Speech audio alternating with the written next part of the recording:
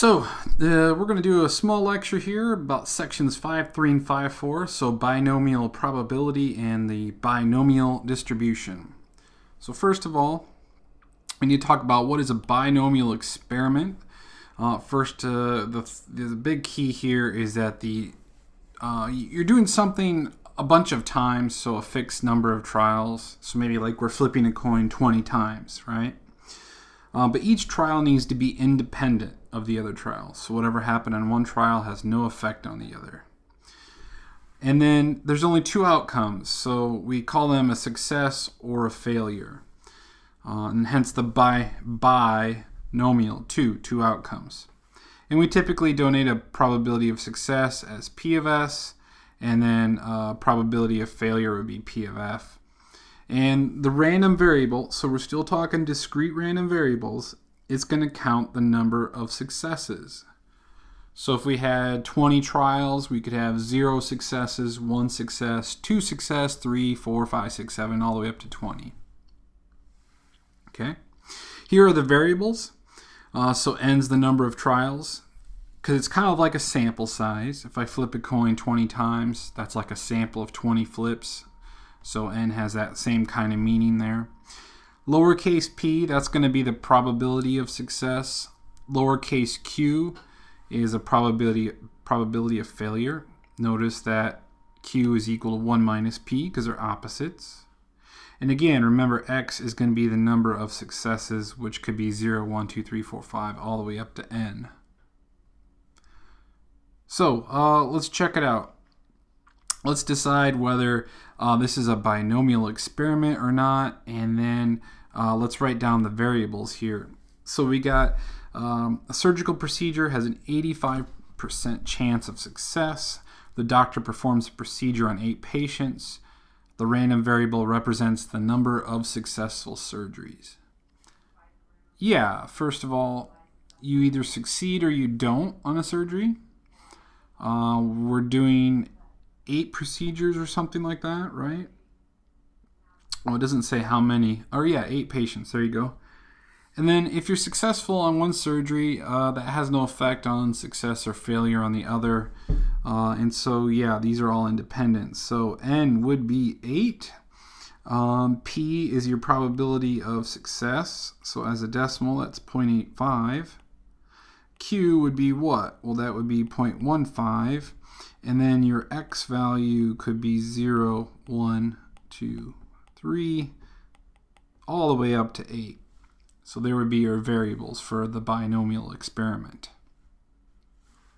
Okay, here's another one. You got a jar contains red marbles, blue marbles, 6 marbles, green marbles. You randomly select 3 without replacement, and there you go. So this is not binomial. First of all, there's not 2 outcomes, but you can actually think of this as 2 outcomes. So the random variable could represent the number of red marbles. So that actually is kind of binomial, because either you're red or you're not red.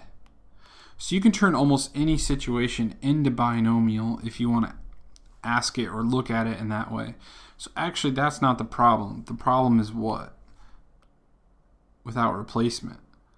So if we're not putting the marbles back in after we draw them, it's these are not independent events because we're changing the number of marbles every time. So we're in trouble here. Okay, so this is not binomial. All right. Okay, so now here's the nice thing. If we want to do probability, we can do that, and we have a formula, and it's called the binomial probability formula. And so x would be the number exactly x successes, and this would be your formula. Note this is this part right here. That's a combination, so n choose x, okay, and then p to the x, q to the n minus x, right? So we're having x successes. If we have x successes out of n trials, there's n minus x failures, and q is the probability of failure. All right, let's break this formula down real quick. So I'm going to add let's see if I can add a page. Yeah, here we go. We'll add a page here. Let's see. Yeah, we'll just do plain page here. So what's going on here? So imagine if I had 3 flips of a coin. We'll keep it real simple, right? And I want to know what's the probability of getting 2 tails, right? Well, these are independent events, right? Each flip is independent. So the probability of a tails is 1/2. The probability of another tails is 1/2. And now the probability of a heads would be 1/2. Now this is these two here.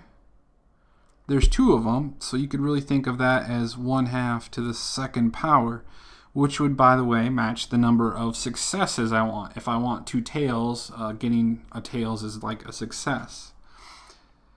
This is the probability of failure, a not a tails, and there's 1 of those.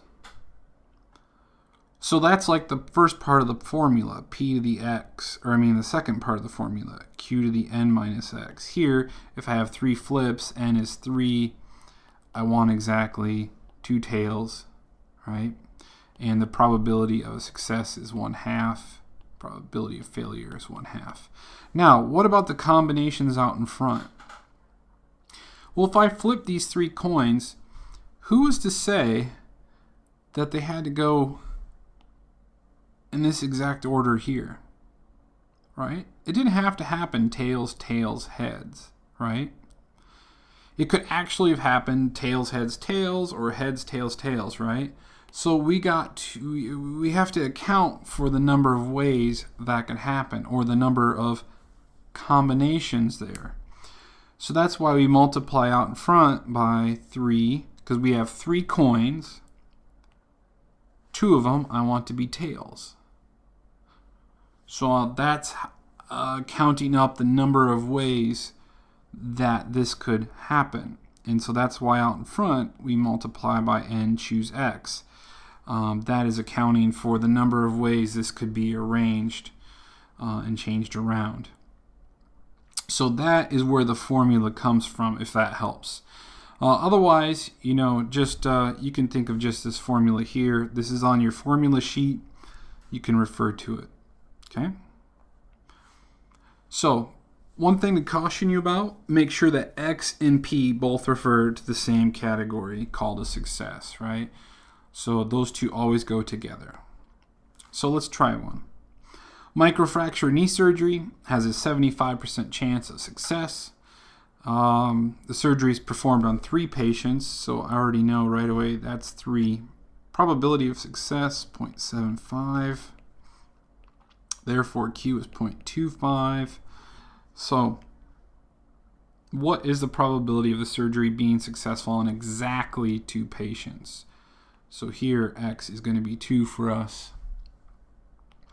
So the probability that X equals 2 is what? Well, that would be N, choose X, which in this case, X, we know X is 2. Times the probability of success, and then how many successes? 2, times the probability of failure, that would be 1. And now if I were to work this out, let's do this on my calculator real quick. So let's see here, this would be 3, choose 2. So combinations, right? And then 0.75 to the 2nd power times 0.25 to the 1st.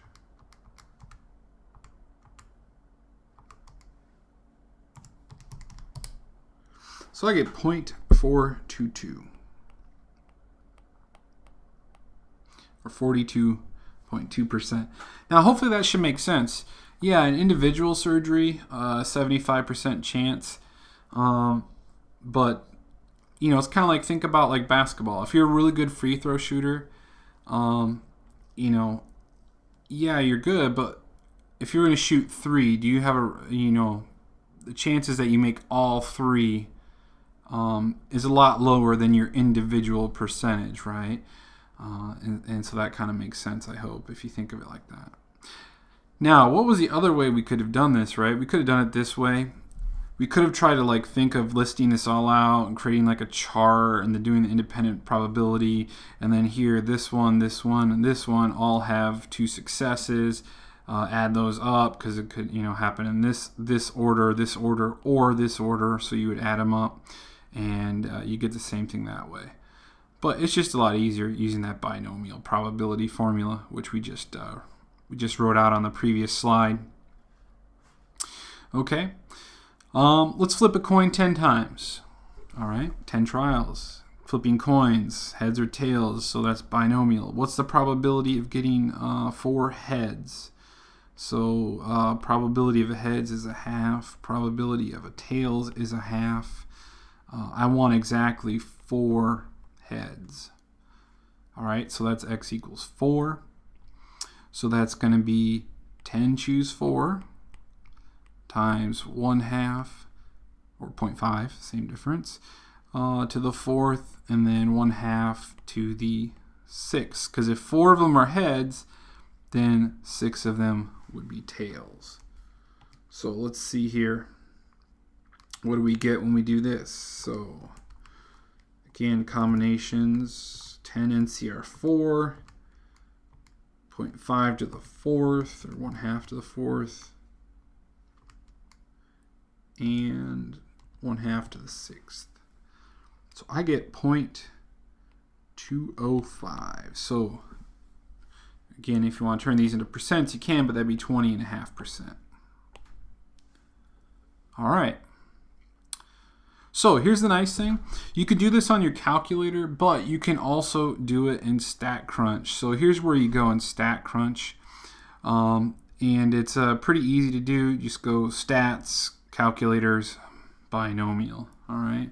So stats, calculators, and then binomial. All right. I'll show you that in just a second here. So let's try it out on this one. So a recent survey indicates 67% of adults consider air conditioning a necessity. We're going to randomly select 100 adults. What's the probability that exactly 75 consider air conditioning a necessity? Now, if I was to work this out, let's see here. Yeah, if I was to work this out, this would be P of X equals 75 times 100 people. I want 75 of them to say yes. The probability of a yes was 0.67 to the 75th. So by the way, that would be what, 23? Because 6.67 and 23 make 1.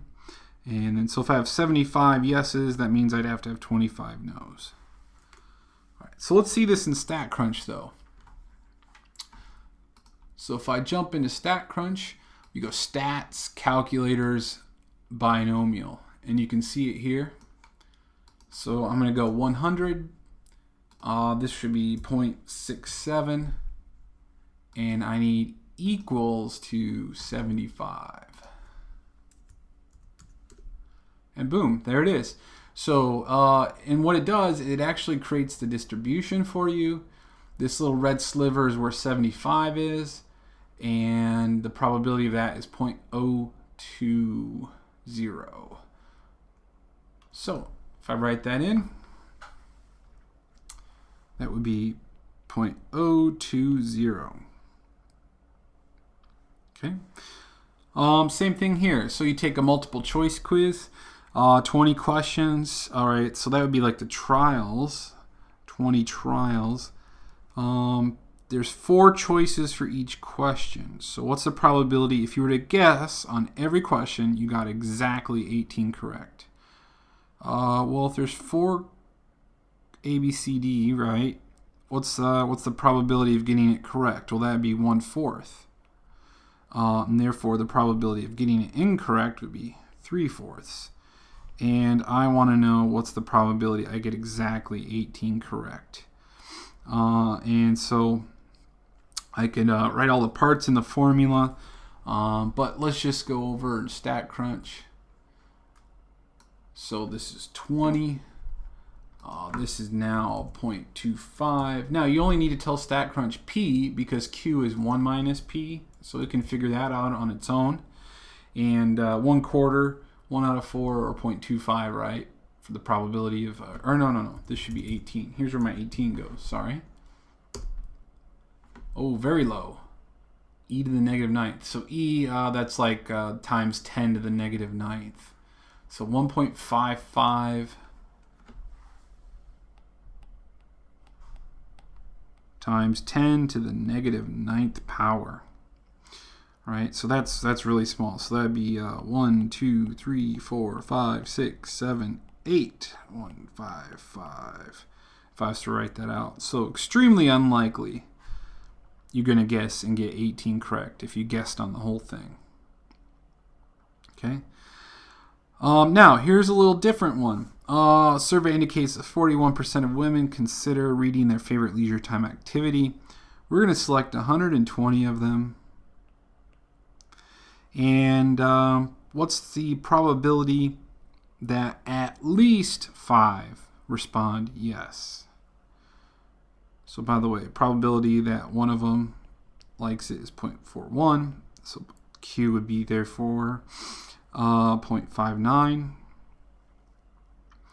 Now, we want to know the probability of at least 5. So that's 5 or more. So X would have to be greater than or equal to 5. All right, now check it out. If I was going to do this the longhand way, that means I could have 5 or 6 or 7 or 8, right? So 5 or 6 or 7 or 8 or 120, right? And so I could do that. How do you do that? Well, that would be the probability of 5 plus the probability of 6 plus all the way up to the probability of 120, right? Because or means add. Well, that would be a pain if I had to do the binomial formula for every single one of these and add them all up, right? Well, the nice thing is you don't have to do that. We can let StatCrunch do it. So let's jump back into StatCrunch. So we had 120 trials. This was whoops, let's click in there. There we go, 0.41, right? And now we can change this greater than or equal to 5. And there it is. And so let's see here. Now it comes out at 1. It can't be 1. It's not certain.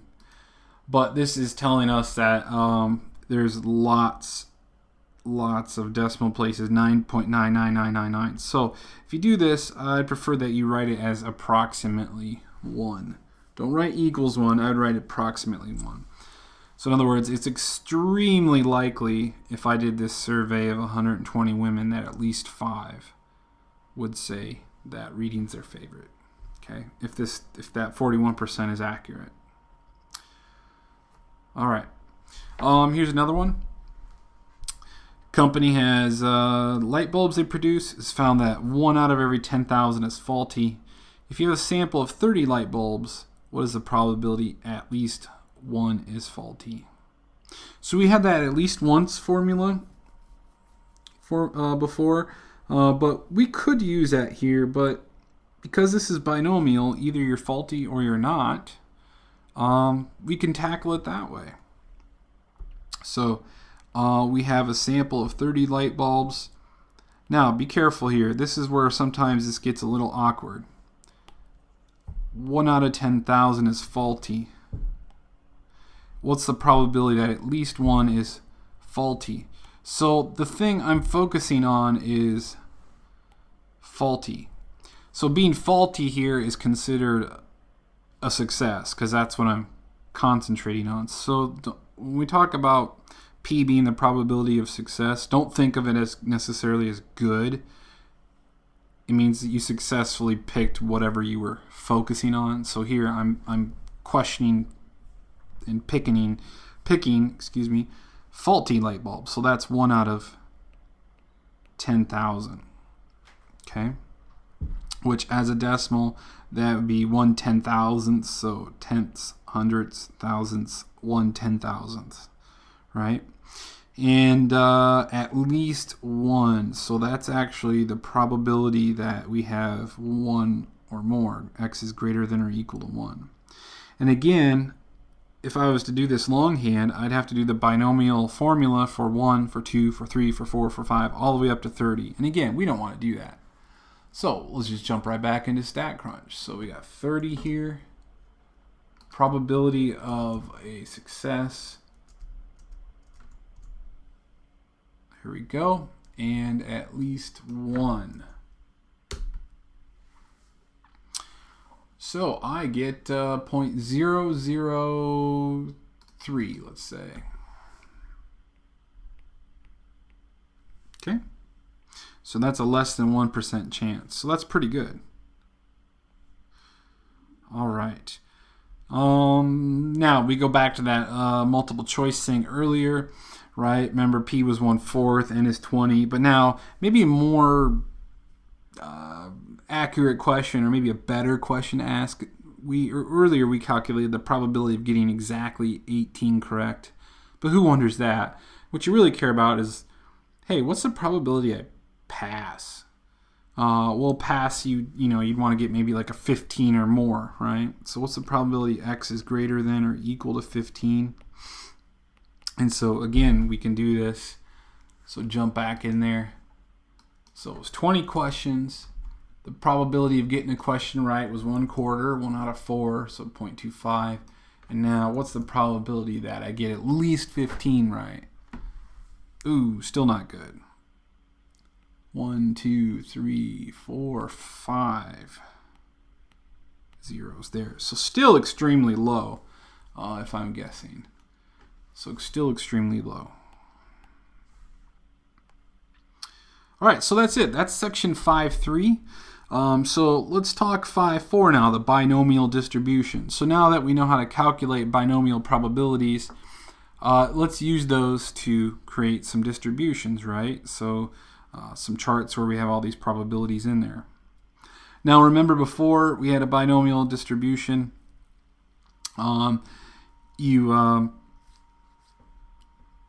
so that microfracture problem, right? The probability was 3/4, and we were doing 3 surgeries. So we could have 0 successes, 1 success, 2, or 3 successes. Well, we can use the binomial formula to calculate each of these probabilities. Okay? So we did that earlier. We actually calculated, I think, this one, the 3 successes, right? So when we calculated that one, it was 3 surgeries, or no, actually, maybe it was 2. Well, it doesn't matter. Let's say it was 3. So 3 surgeries, 3 successes. Probability of success was 0.75, so that'd be to the third, 0.25 to the 0. And then if I wanted to do that one, that would be 3 choose 2, 0.75 to the second, 0.25 to the first, because you'd have 1 failure there. And then we could do that for this one, and we could do that for this one. And so we could use the binomial formula to create a distribution, right? A table of all the probabilities. Same thing here. If I was flipping a coin 5 times, I could make a distribution, and now notice I'm focusing on the number of heads here. So there could be 0 heads, 1 heads, 2 heads, 3 heads, 4 heads, or 5 heads. And so here I just use the binomial probability over and over to calculate these out. Now, of course, I would use StatCrunch to do these. I wouldn't work each of these out in your calculator. But then, again, we got a nice binomial distribution here. And I could turn that into a histogram. And now I can see what's going on. This is nice and symmetric and all that. All right. So let's create a binomial distribution for here. This one's kind of a weird question, but let's check it out. So a survey, U.S. adults were asked to give reasons why they like texting on their cell phones. 7 adults who participated in the survey are randomly selected. 7 adults. So N's probably 7. And they were asked whether they like texting because it is quicker than calling. So they're going to respond yes or no. So that's binomial. Do you like texting because it's quicker or calling? Yes or no? So they'll say yes, they'll say no. So binomial. What's the probability that they would say yes? Well, according to this survey, when they asked this of people, 56% said they like it because it's quicker than calling. So the probability they would say yes would be 0.56. So there we go. And now let's create a binomial distribution. Well, if there's 7, that means x could be 0 yeses, 1 yes, 2 yeses, 3 yeses, up to 7 yeses, right? And so I could work all those out, right? So x is 0, 1, 2, 3, 4, 5, 6, 7. 0.56 was the probability they would say yes. Therefore, that's the probability they would say no. Work them all out. Again, I wouldn't actually work these out on the calculator. I would just use StatCrunch, right? And then now that you have them all, you could put them in the probabilities. And now I have a nice probability distribution. And again, we could turn that into a histogram. And again, we can analyze what's going on. Okay. Now, something to notice here. Let's step away from this slide for a second and let's look here. So let's say n is 100, just to get us a better shape. And this part doesn't really matter. But here's the distribution, right? So this is what we were just looking at, right? So again, for example, in this problem, right, we put all the probabilities in there, and then you can see it made a distribution with this kind of shape, right? Back here, we made a distribution using binomial probabilities, and it had that shape. So I want to talk about the shape for a second here. So let's say I have 100 trials. The probability down here doesn't matter. But let's look at P. And P is really low. You notice this thing kind of has a little bit of a skew right. And it's definitely, whoa, way skew right. Let's see, let's try 0.04. There we go. Skew right. Okay. But the closer this gets to the middle, or a half, it becomes symmetric, right? And that should make sense, because if the probability is a half and I have 100 trials, roughly I should get 50 successes and 50 failures, or right around there. So that's why there's a peak in the middle. Right? Now if I bump this up to 0.9, you notice it's skewed left. Okay? And that shouldn't be surprising, because if I have a high probability of success, it's likely out of 100 trials I should get lots of successes, like 85 to 95 successes. And I'm going to get very few outcomes where I only have like 20 or 30 successes out of 100, because I have a real high probability of success to start with. So that's what this slide is trying to tell us. When P is lower, the peak is on the low side, which means it's skewed to the right. When P is closer to a half, then it's nice and symmetric. And when P is large, the peak is over here on the right, and so now it's skew left. So they're kind of opposites. So the skewness is the opposite of your p-value. Okay? So there's not one binomial distribution. There's several binomial distributions, and they're determined by n and p, but mostly by p. All right, now whenever we have a distribution, we always want to know the mean, variance, and standard deviation. The really nice thing with binomial is it's extremely easy. If you want to know the mean, it's just n times p. If you want to know the variance, it's n times p times q. And then, of course, standard deviation is always the square root of variance, so the square root of npq. So let's check it out on this problem. Pittsburgh, Pennsylvania, about 56% of the days in the year are cloudy. Find the mean, variance, and standard deviation for the number of cloudy days during the month of June. Month of June. Let's see. Let's try that again. Month of June. Did I say the month of June? I think I did. All right. Interpret the results and determine any unusual values. Well, first of all, the month of June has 30 days. So that's kind of like 30 trials. And now, what's the chance it's cloudy? Well, they said about 56% of the days are cloudy. So the probability of a cloudy day is 56%. So by the way, Q would be 0.44. So what is, I have the values there, but let's write them out. So what's the mean? Well, the mean is just n times p. Well, what's n? That's 30. So 30 times 0.56, which is 16.8. So what's that telling us? On average, because again, a mean is an average, right? On average, in the month of June in Pittsburgh, Pennsylvania, we should roughly have 16.8 cloudy days. What's the variance? That's NPQ, so that would be 30 times 0.56 times 0.44. And these formulas are on your formula sheet, so that's 7.392. And of course, sigma would just be the square root of that. So square root of that would be 2.719. Okay? And that's it. Really easy. Now, we got to answer this other part, though. Interpret and determine any unusual values. Okay? Well, remember, unusual values. Got a phone call coming in here. All right. Well, we'll just ignore that because I care about you guys. So any unusual values, remember, can be thought of as the mean minus 2 standard deviations and the mean plus 2 standard deviations. Right?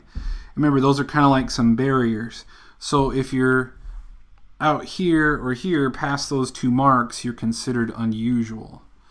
So that's where these values here are coming from. So that's the mean 16.8 minus 2 times the standard deviation. I rounded these from the previous slide. So that's 11.4, and then the mean plus 2 standard deviations, 22.2. And so if you have the month of June, you would expect it's normal to have between 11.4 and 22.2 cloudy days in the month of June in Pittsburgh, Pennsylvania. But if you had less than that, that would be unusual. And if you had more than that, that would be unusual. So again, using those same kind of ideas as we had in previous chapters, but now doing this with some binomial distributions. Okay. All right, that's it. That's binomial distributions and binomial probability.